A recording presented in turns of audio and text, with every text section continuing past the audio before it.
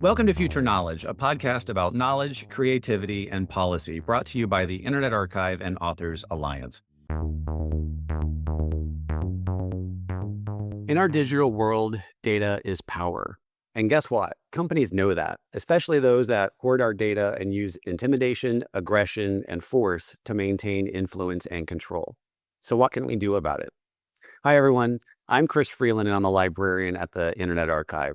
In Data Cartels, author Sarah Lamdan brings us into the unregulated underworld of these information hoarding businesses, these data cartels, demonstrating how the entities mining, commodifying, and selling our data perpetuate social inequalities and threaten the democratic sharing of knowledge.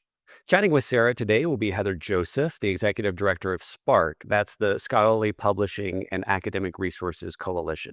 Heather is an outspoken advocate for open data, open access, and equitable knowledge sharing. It's now my pleasure to welcome Dave Hansen. He's going to set the stage for today's discussion and introduce our speaker. Thank you, Chris. So hi, everyone. I'm Dave Hansen, Executive Director of Authors Alliance. I am so happy that we are able to co-sponsor this book talk with Sarah and with Heather. So I'm going to do just two brief introductions and then get out of the way so that we can hear from Heather and Sarah. So Heather Joseph is the Executive Director of SPARC, which is a nonprofit organization that promotes sharing knowledge as a human right. Under her leadership, SPARC advocates for practices and policies to make our systems of research and education more open and equitable. SPARC's efforts have resulted in policies ranging from securing tens of millions of dollars to support free open college textbooks to, and a huge success on this next piece, the White House policy requiring open access to all U.S. federally funded research. Hard to overstate how important that is. Heather is deeply engaged in the global open knowledge community and serves on the board of directors of organizations ranging from the Arcadia Fund to Public Resource. And our author for today, who you've all been waiting to hear from, is Sarah Lamdan. Sarah is a professor of law at the City University of New York's School of Law. She also has a master's degree in library science and legal information management. And her research focuses on information law and policy. I'm going to hand it over to you, Heather. Thanks, Dave. And welcome, Sarah. So glad to be here chatting with you about your book. I'm so happy to be here. It's kind of nice. It feels like we're sort of among family, between the Authors Alliance's commitment to working with content creators to get their stuff out as broadly as possible, the Internet Archive, and then, of course, you and I who are sort of nested within the library community. It's nice to kind of be in communion with our people talking about your book today. Exactly. Yeah. And your book is both, it's kind of that best combination of both fascinating and urgently important. I think it is, reading the book, I was struck by it, just kind of thinking we're immersed in this work day to day in SPARC, right? We're kind of working in the library community and paying attention to the commodification of knowledge and the companies who have, really made that happen. But I was struck by thinking about, I wonder how many people actually know what's going on. And I think you writing this book really pulls back the curtain on something that I would imagine a lot of people are surprised to know about. And I know you were even a bit surprised to kind of see what was going on. And I thought it might be really fun for people to hear how you kind of got into this topic, right? How do you became aware that this massive change was taking place in a space where I think people felt safe. You go into a library, you're browsing through, an online database of journals. What could go wrong?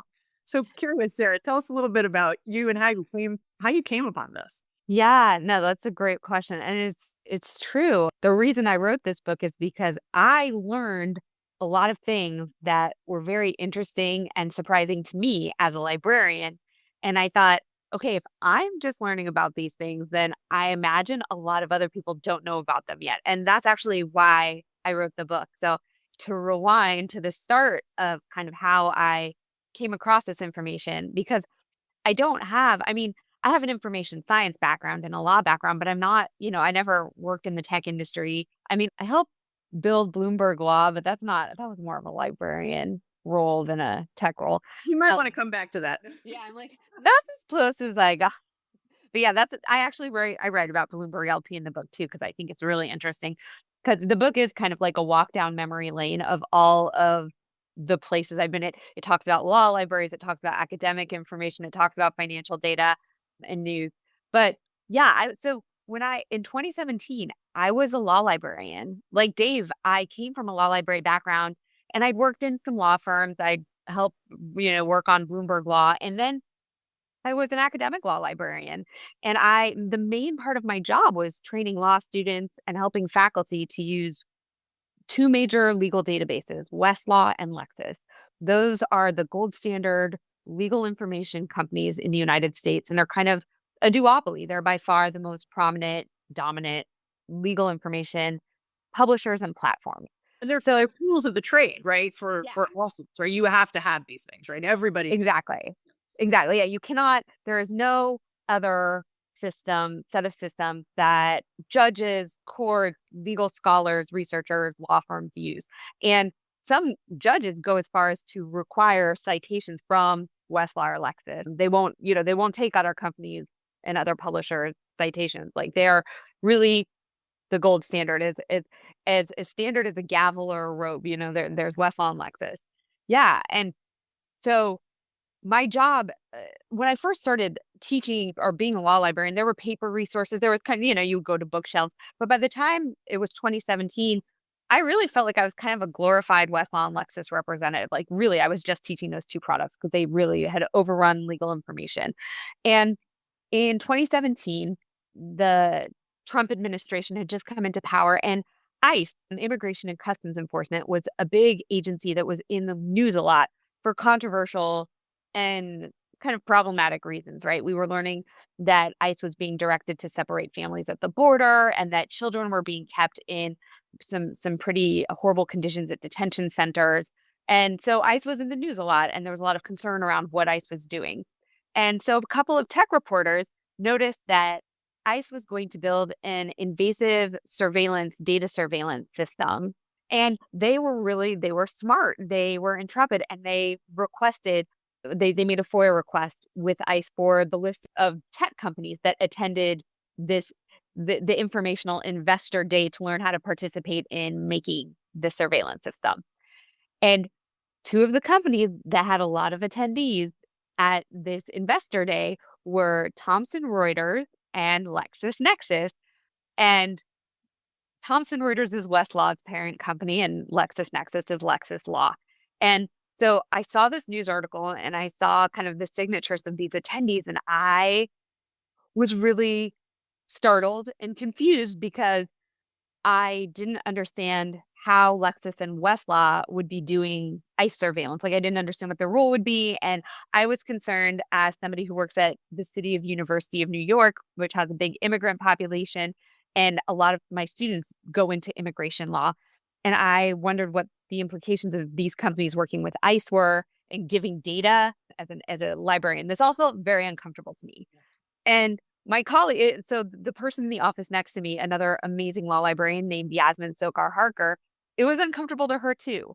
So we wrote a blog post for the American Association of Law Libraries. We didn't think what we were saying was very controversial. It was basically like, hey, law librarians, look at this article. Is this weird to you? Like, should we worry about this? It seems weird to us. Yeah, what's the connection between these companies and these tools that we rely on and what we're hearing about that's going on? Yeah. Right. Yeah. Like, hey, this is a conversation maybe worth having with law librarians. So the blog post went up on the AAL website, and within 2 minutes, it was taken off by the American Association of Law Libraries, and they replaced it with one sentence that said, "This post has been removed at the advice of legal counsel." And that, I was like, wait a second, are we being censored by our own organization? Like, this is fishy. And that made me really, really curious. So that started this 5-year course of research to kind of unpack what these companies really are, what they're doing, how they can be the main legal information providers and also be building surveillance systems. And I kind of started doing this research in order to absolve myself. Like, I wanted to be able to continue being a law librarian without having ethical problems. And I asked the vendors, I was like, hey, can you explain this to me? Like, what's going on? Can you promise me that our data isn't going into surveillance products? And because I got no answers from these companies, I just kept digging. And what I found made me more and more concerned. So I wrote this book, and somebody who read it recently said, this book feels like investigative journalism and you're not a journalist. And I said, I know, right? Like I delved in some very complicated territory as far as sifting through public filings, looking at like background on what other reporters had done and kind of connecting the pieces to paint a picture of these companies and to also draw attention to their shift from being publishers and being like information platforms to being data analytics companies, which had huge implications on library services, but on also like on all of us as a society. On so many fronts. And I mean, I think it's so important that what strikes me about your kind of entry point in this was it's an ethical entry point largely. It's something seems amiss. The values that we operate under in the librarian community and the academic community, just sort of in community in general, seem to suggest that you should be able to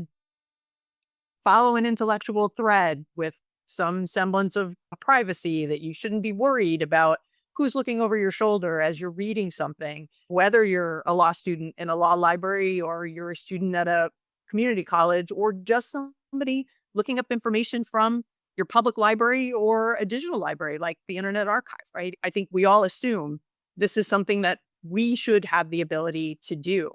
And the other thing that strikes me is that when you think about the companies that have traditionally operated in the space of providing content, whether it's legal content, so LexisNexis, or journal article content in scientific journals, in our college and university libraries, you don't think of those publishing companies as anything other necessarily as benign, right? They're just they're providing academic and scholarly information. So why would red flags go up?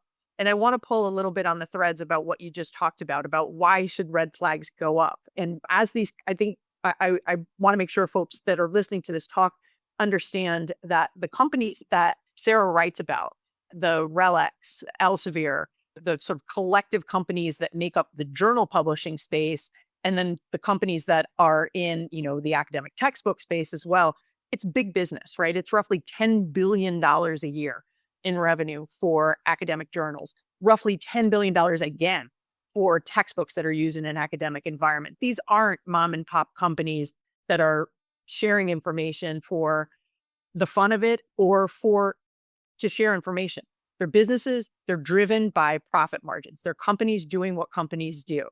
And as Sarah found out, and what I really want to talk about next is those companies looking at a digital environment were pretty smart in saying, we've got all this content that we're providing digitally. They saw an opportunity, right? To say, this content is digital. We have our hands on control of this content. What else could we do to leverage, right, our investment in putting this content out to basically improve our profit margin? And they did some things that were pretty smart, Sarah, and maybe you can talk a little bit about the move, what it means for these companies to move into data analytics and how they set themselves up for being cartels, which is a word I want to unpack with you as well. Yeah, it's exactly the way you describe it, Heather. Like when I started, I was a librarian. I'd written about privacy and intellectual freedom, like the ability to search without being surveilled. I was familiar with those topics, but I saw Lexis and Westlaw as like these cute mom and pop legal information expert shops that, they gave us tote bags and pens and helped sponsor our annual meetings. And I didn't realize that they are actually parts of these multi-billion-dollar giant corporations that are basically like informational warehouses. So I'll describe a little bit about what I learned about the sector, and then I'll talk about the implications, like why I felt compelled to write a whole book about it instead of just like, oh, well, that's interesting, and then like going on with my day. So I knew that these companies were a duopoly in legal information. They own the corpus of U.S. law, and they control access to how we are able to do legal research. Okay, that's Even a though laws stunning are public. statement in and of itself. They own the Right. U.S. law. I mean, full stop. There's a problem right there. Right. And exactly. And it's so funny because I had different organizations and people clumped under each umbrella, because one thing these companies do is they keep their product very siloed. And I believe they do that on purpose so that we don't see what I point out in my book. So under legal information, I think of Carl Malamud, who is actually, I think, here, and he's done so much work pointing out and drawing attention to how these companies paywall and privatize the law. And now they're also making legal analytics that actually help people who can afford to game the legal system, which is creepy. So there's legal information, which they're a duopoly and they have all the legal information. And then I met SPARC and all of these other organizations who work with academic information, because it turns out that Reed Elsevier LexisNexis isn't just Lexis, it's also Elsevier, the biggest academic law or academic journal publisher and academic information provider in the world. That's also part of like a small oligopoly of several major academic journal publishers that publish, I want to say 80% of all academic data and reporting and decision making, right? Like big market. And then they also have huge control over news information. Nexus is one of the biggest news archives, if not the biggest news archive in the world. And then there's also Thomson Reuters, which is a news agency, right? And Lexis also has lots of affiliations and partnerships with some specialized news companies like American Law Media and other news agencies and entities. So they have a lot of power in the news sector, and that means they also have a lot of like news information in their data trove. And then one thing, this is the shocker, right? This to me is a shocker, but this also what powers their data analytics companies and makes them so harmful. They are also two of the biggest government and institutional data brokers in the nation. They have huge personal data dossiers on all of us. They are collecting personal data about all of us from over 10,000 sources updated in real time. So they have all of our personal data as well. They own all of that. This to me is the crux of, what you talk about so eloquently in the book, right? Which is we think of these companies as content providers, but they're more than content providers, right? They have a multiplicity of companies that have different functions under the umbrella company name. And what those different divisions or companies under that umbrella do is critically important, right? Because you think about, on the one hand, owning the legal corpus of the United States and then controlling how that the information, how the data of people who are accessing that information can then be kind of distributed among the companies under their umbrella is unbelievable, right? And if I'm a data broker, I'm looking going, what kind of information can I collect on the people who are using my content and use it, monetize it and use it in other ways, right? That combination of being a primary publisher and controlling content, and on the other hand, being allowed to be a data analytics vendor and one of the biggest ones in the world, seems like a complete and utter conflict of interest and something that we should not allow companies to do. I completely agree. And that is one. So I talk about both problems. I divide the book into two categories. There's access problems, right? These companies erect paywalls and prevent people from getting information that's not only public information, but critically important information to make decisions. But then on the other hand, there's this data analytics problem where all of the information they have becomes fodder for personal data products and metrics products and risk products. Like you described, Heather, that's really where they are focusing on growing their businesses and making their money. So academic metrics, predictive policing, predictive healthcare systems, predicting who might have opiate addiction problems, who might default on a loan, who might be a bad employee or a bad tenant. These companies sell data products that do all of those things and that are involved in all of those systems. And they do so by not only selling all the personal data that they're getting, but by using data analytics systems, that machine learning, algorithms, AI, whatever they're building, whatever tech structures they're building, to sift data from those personal data dossiers and combine them with court data from courts and data from news, and also data about how we're using their platforms. When I go on and I search in Science Direct or Westlaw, I log in with my password, and then they're able to track me and see what I click on and what I look at and who's looking at whose stuff. And that helps give them more data to build more academic metrics and more legal metrics and legal predictions and academic predictions. Which they also then sell. And that's their most valuable data product because it's unique and they can only make the robust data analytics products because they have more informational content than all of their competitors. That their informational monopolies, duopolies, and oligopolies, like their informational power and strongholds, are what allow them to be such robust data analytics companies. I want to turn our attention a little bit to the second half and ending part of your book, which talks a little bit about what can we do about this, right? Because I think we're in communities, the archive, the Authors Alliance, SPARC, the work that you do. We're activists by nature, and we want to think about, all right, what can we do, right, to solve this issue? But before we do it, I want to just return to this notion of, okay, so we know that the companies that are providing databases like LexisNexis, and the journal databases are doing this surveillance. Why not just walk away from them, right? Why do we keep buying them? Like, wouldn't the first thing that we should think about doing as folks who are in libraries who pay for them or attending schools, why don't we just say no to them? That's a really great question. I feel like that's also the perfect SPARC question because this is the crux of the problem.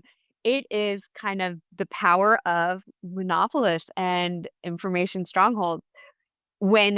So monopolies are a problem for a lot of reasons, but especially with information monopolies, information is unique, right? If you need a particular report about a particular, I don't know, medical procedure, you can't stub that in with a different report about a different medical procedure.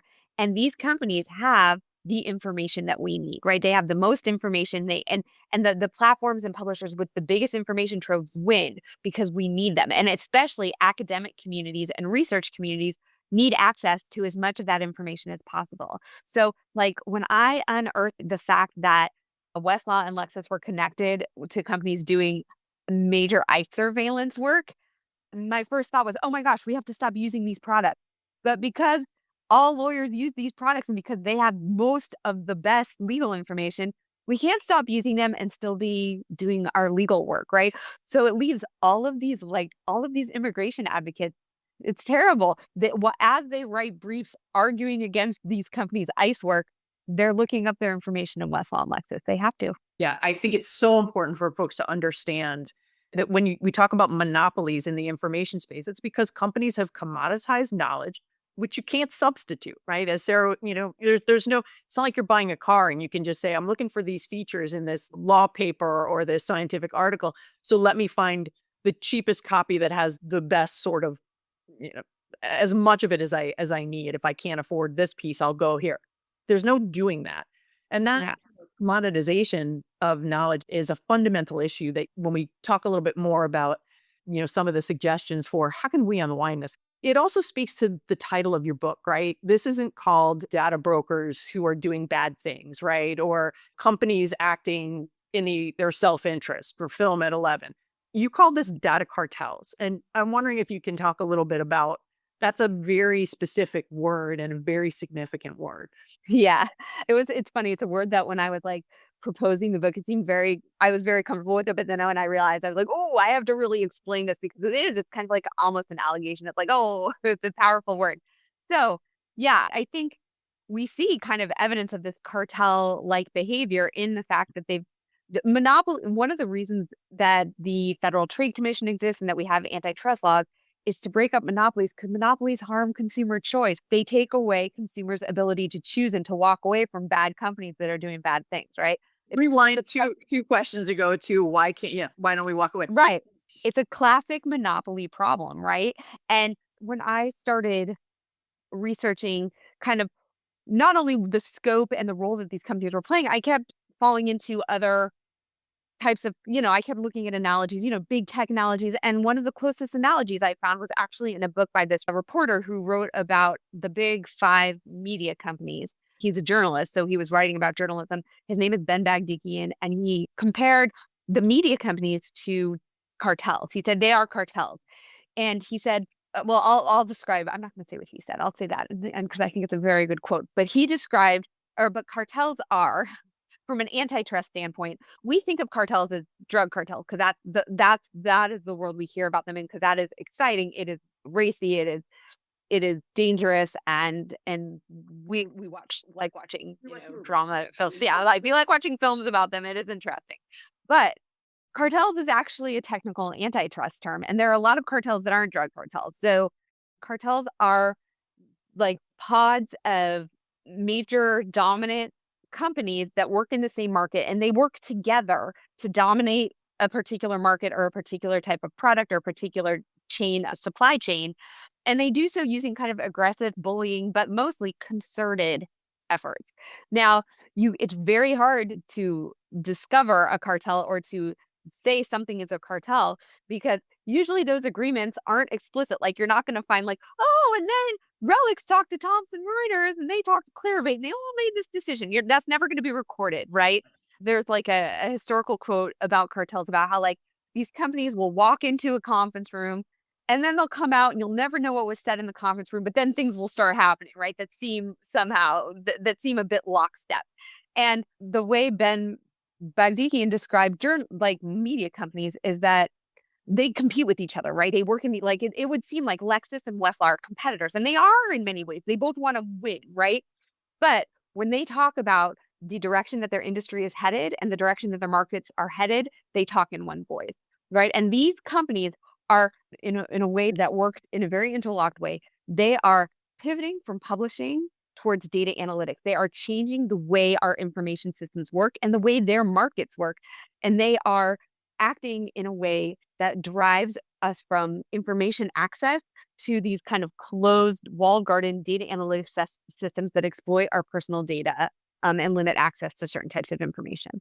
I mean, I think that's such a compelling way to talk about it. You could look at it as these are just companies acting like companies act, right, in the pursuit of profit margin, which is in and of itself not right. That's fine, right? That's depending on your views of capitalism, you may think it's more or less fine, but it's actually taking away the ability for people to have a choice in where you go to find information, how you interact with that information, and who is watching and has access to information about you while you're doing it. The derivation, how did we get here? What's the cause of the angst that's happening? We want to understand, the motivations of the players. We want to understand the implications on not only us, but on the public and society as a whole.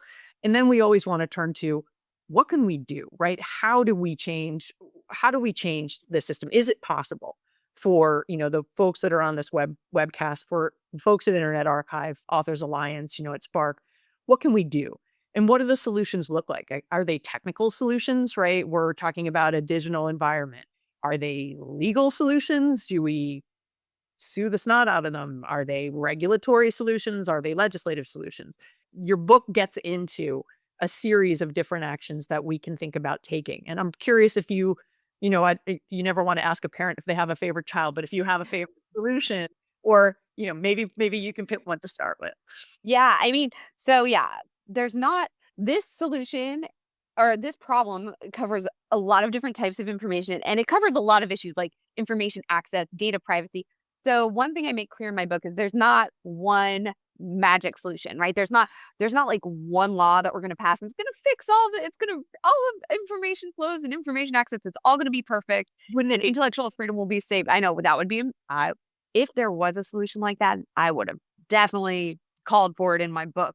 And I hesitate to, I do have a favorite and I will tell you what it is, but I hesitate to say that there's only one thing people can do. And I even, in the first chapter of my book, I'm like, I hope this sparks ideas for what you can do, because I understand that every information community, every library, every profession that relies on this information is different. And I want every library to be able to customize a reaction that suits them and to be able, we're going to need lawyers. We're going to need librarians. We're going to need all sorts of different people doing all sorts of different things. That said, the thing that I think is most pressing, and the thing that one of the reasons it gives me so much joy to work with SPARC, is because I think one of the most important things we have to do is think about our antitrust laws. I think that we have let these companies run free over all of our informational systems. And so antitrust law was initially created a century ago when we had like oil barons and steel barons, and they were kind of harming consumers and making things expensive and exploiting people, exploiting labor without consequence. And the government was like, whoa, these companies are getting way too big and that's not good for society, right? And that was during the Industrial Revolution when we relied on oil and steel in order to kind of build our society and build our world the way we see it today. And a lot of people will tell you or theorize that we have switched from an industrial revolution to an informational revolution or a technological revolution. And in the technological revolution, kind of the era of growth that we're in now, data is a supply. It is a vital supply, and information is a vital supply. And these companies are the information and data barons, right, of our modern revolution kind of in systems and in growth. So similarly, we have these antitrust laws on the books, but they've been weakened a lot over the last century. And I think it would be great, and I'm not I'm not original in saying this is a good solution, but it would be great to kind of revive some of those and think about how maybe they could apply to digital problems and data problems. And one of the things that Heather said that I think SPARC has been very good about saying, I think we really need to consider how we've let our information sources and information platforms also be personal data brokers, because that right there is a very kind of volatile combination of markets and combination of goals, right? Oh, we're going to sell personal data and we're going to sell personal data analytics products and we're going to make a ton of money that way. But also, we are going to sell all of the world's critical information, like all of their laws and all of their science and all of their humanities. Like that is a very uncomfortable combination of informational power. And it's also a nexus that I think is easy for people to understand, right? When we start to talk about antitrust laws and the complexity that you can get into super quickly, when you think about what we have here is a fox hen house situation, taken seriously. Do you really want the people who are controlling primary content also to have ownership of these companies that do data analytics that they will be the primary beneficiary of if they have that ownership? Like being able to articulate that one significant thing. If you could do one thing that would have a massive effect, it is not the silver bullet. And as Sarah, your book clearly points out, there's multifacets and lots of different solutions. But if we could do one thing, communicating to the regulators that these companies should not be allowed to be in these two types of businesses simultaneously. Separate those two things. It's a simple ask and it's easy to see, what's primary content provision and what's data analytics. We really need a pressing campaign to kind of separate those things. You do talk also about like lots of different other aspects of this issue. And one, I don't think anybody will be surprised that I'm going to go here next, right? What's near and dear to my heart, the access issue, right? That first and foremost, how can we as a community break that dependency on this is the only place I can go, and I'm dependent on commercial companies to provide me access to basic legal knowledge, scientific knowledge, right? Knowledge. So things like the open access movement, to my mind, that's one of the primary motivations for the community to continue to be involved in pushing for open sharing and breaking that stranglehold. Yeah, and that actually that's like my second favorite solution that I think could go hand in hand with the first solution. And I think I can also explain why open access helps alleviate data privacy problems as well. I think they're very interconnected. Yeah. So I think reinvigorating antitrust laws and thinking about how to apply them to digital technology, tech companies, whatever, is step one. I also think that we need to look to the past. The second to last chapter of my book is about news information. And it's not because news information is, I actually almost took this chapter out because I was like, yeah. But I do think that the way we solved and dealt with news access in history provides an ideal model for how we can think about access issues today. So before the digital era, the government saw the dissemination of independent news. So not nationalized news, not like here's what the government thinks the news is, but independent news sources that were being disseminated on publicly accessible airways or papers. That was seen as very important. So in the history of the United States, when the United States was first became a nation, one of the first things that happened is the president decided that we were going to subsidize tax-free and I think postage-free newspaper dissemination. If you use the USPS, the United States Postal Service, you could send newspapers to people. You could disseminate the news, right? And then when radio developed, we made sure to preserve the bottom end of the dial. So like on the FMs and the AMs, like we preserved certain news stations and airwaves for public news access and for public information access. And we still have that. We have like National Public Radio, and we have all of these local radio sources, right, on the low end of the dial. And that's on purpose. The government protected those spaces for public news and provided support for National Public Radio. Similarly, when the television was invented, we had the Corporation for Public Broadcasting and public television stations, low end of the dial, special information, news sources, educational sources set by government, funded by the government. Now, these aren't national news sources because nationalized news can be dangerous. You don't want propaganda to be your source of information. They are independent sources, but they are supported, funded with continuous funding, continuous infrastructure from the government. And we have not duplicated that type of public information system on a digital platform. And the nice thing about like these types of systems is they let privatized systems still exist. It's not like eradicating, it's not like burning down all of capitalism and all of privatization, but they also ensure that there's public access. Because it's interesting when open access, I think I very much support the open access movement, and I think it's very important.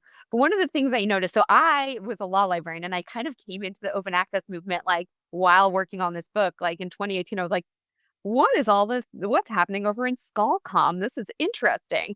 And everybody would get very excited about all these different types of open access. So I wrote like 20 pages discussing what each type of open access is and what it does. And I actually ended up crumbling it in a ball and throwing it in the trash because I realized that with these private companies that are publicly traded and they must keep making profit, they will ensure that no matter what type of open access system is created, that they will still make their money, right? They will, instead of closing access with a paywall, they will require authors and their institutions to pay tons of money to make open access, or, they will make all these different open access models that they take money at a different point, right? They put the pinch point somewhere else and make somebody else pay for the cost. But no matter what, Elsevier is going to make its profit. Elsevier has to make a profit in order to please shareholders and to do the right thing for profit corporate goals, right? So it is really, really hard to square open access in a system where these companies are in charge and running things. I think that's absolutely right. And I think your emphasis on the word public, right? And on that, the notion of knowledge as a public good, we approach it at SPARC as sharing knowledge as a human right, is I think where this administration kind of got it right with this latest policy, talking about public access and saying, look, you don't need to go to one of these companies and publish your federally funded research in one of their journals. You just need to make a copy of your manuscript available in an open government approved repository or federal approved repository, and it's out there, right? Is that going to be the silver bullet? No, it's not going to solve everything, but it is, I think, a step in a direction towards that, the public good kind of approach that you talk about in the book, and that is so important. Yeah, thank you both. This has been so fascinating. I'm going to hand it back over to Chris. That's right. Have you purchased Data Cartels? And if not, grab the book and read through it. It's a fascinating read, as you heard from our conversation today. As for thank yous, a big thank you to our speakers, to Sarah Lamdan, to Heather Joseph for joining us today. And thanks to Dave Hansen and Authors Alliance for co-hosting this conversation. Thank you all. Have a great day. Thanks for joining us on this journey into the future of knowledge. Be sure to follow the show. New episodes drop every other Wednesday with bold ideas, fresh insights, and the voices shaping tomorrow.